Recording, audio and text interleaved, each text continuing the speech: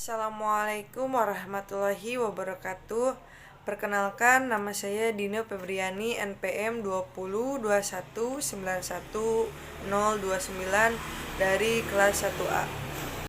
Di sini saya akan menjelaskan materi mengenai yang pertama konsep belajar, yang kedua definisi belajar menurut para ahli, yang ketiga karakteristik belajar, dan yang keempat prinsip belajar.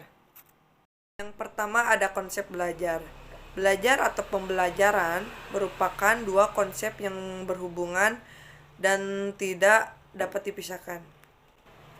Yang pertama ada konsep pembelajaran. Belajar atau pembelajaran merupakan dua konsep yang saling berhubungan dan tidak bisa dipisahkan. Konsep belajar adalah perubahan tingkah laku yang terjadi melalui proses dan menghasilkan perubahan seperti kemampuan, nilai, dan aturan. Yang kedua ada definisi belajar menurut para ahli. Saya di sini akan menjelaskan menurut Peter Jarvis. Ia menyebutkan bahwa belajar adalah penambahan atau pengurangan terhadap perubahan perilaku yang permanen sebagai hasil dari sebuah pengalaman.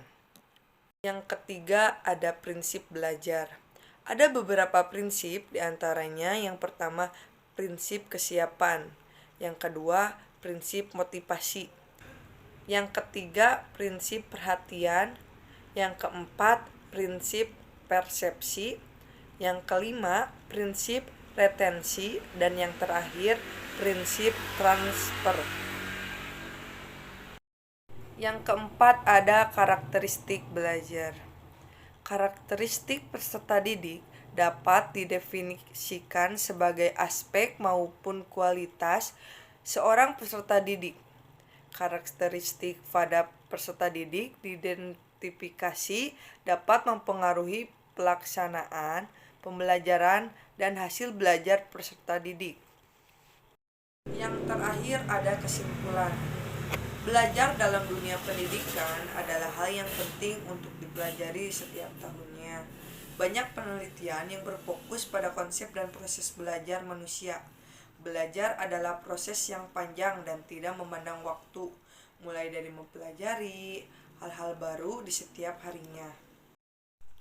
Menurut pendapat para ahli, dapat disimpulkan bahwa prinsip belajar meliputi perhatian, motivasi, keaktifan, keterlibatan langsung, berpengalaman, pengulangan, tantangan, balikan, dan penguatan, serta perbedaan individual sesungguhnya.